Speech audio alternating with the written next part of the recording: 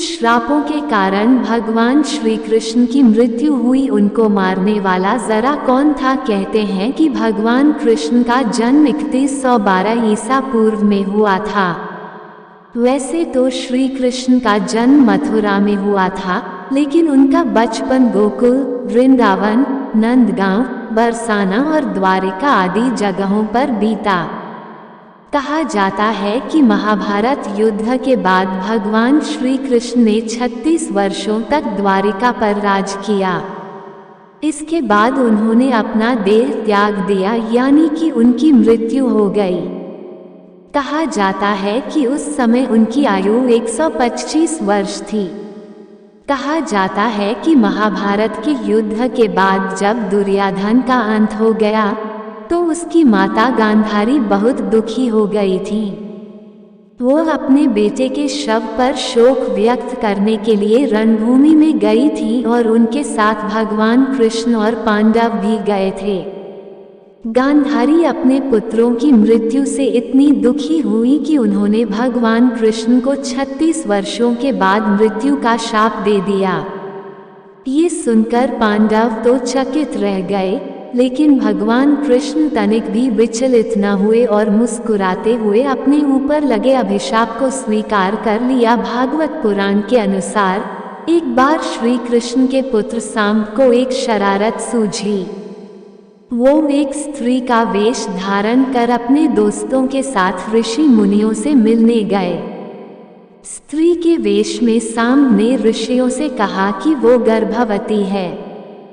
जब उन यदुवंश कुमारों ने इस प्रकार ऋषियों को धोखा देना चाहा तो वो क्रोधित हो गए और उन्होंने स्त्री बने सांब को शाप दिया कि तुम एक ऐसे लोहे के तीर को जन्म दोगी जो तुम्हारे कुल और साम्राज्य का विनाश कर देगा।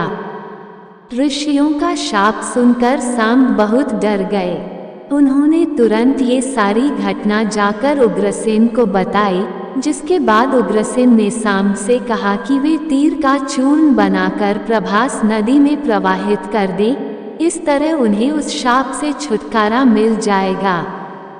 सांबा ने सब कुछ उग्रसेन के कहे अनुसार ही किया। साथ ही उग्रसेन ने ये भी आदेश पारित कर दिया कि यादव राज्य में किसी भी प्रकार की नशीली सामग्रियों का ना तो उत्पादन किया जाएगा और ना ही वितरण होगा।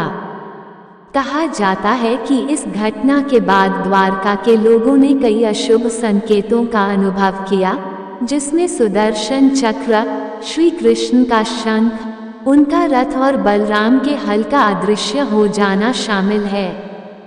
इसके अलावा वहां अपराधों और पापों में बढ़ोतरी होने लगी।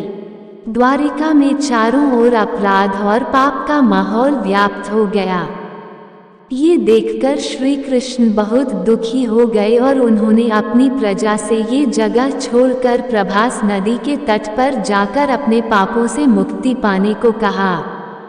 इसके बाद सब लोग उनकी बात मानकर प्रभास नदी के तट पर गए, लेकिन वहां जाकर सभी मदिरा के नशे में चूर हो गए और एक दूसरे से बहस करने लगे। इसके बाद उनकी बहस ने लड़ाई का रूप धारण कर लिया और वो आपस में ही लड़ने मरने लगे। इस तरह आपस में ही लड़कर सभी लोग मारे गए। कहते हैं कि इस घटना के कुछ दिनों बाद ही बलराम की भी मृत्यु हो गई।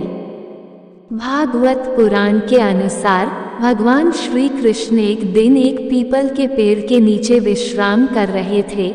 तभी जरा नामक एक बहेलिये ने श्री कृष्ण को हिरण समझकर दूर से उन पर तीर चला लिया। पौराणिक मान्यताओं के अनुसार प्रभु ने त्रेता में राम के रूप में अवतार लेकर बाली को छुपकर तीर मारा था।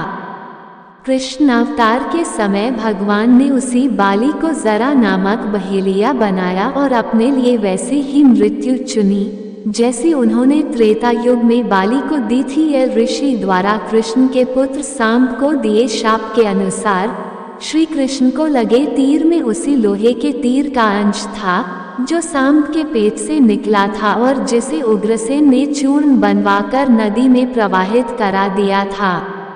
इस तरह ऋषि के शाप के अनुसार समस्त यदुवंशियों का नाश भी हो गया था और गांधारी के शाप के अनुसार महाभारत के युद्ध के बाद श्री कृष्ण के 36 वर्ष भी पूरे गए थे।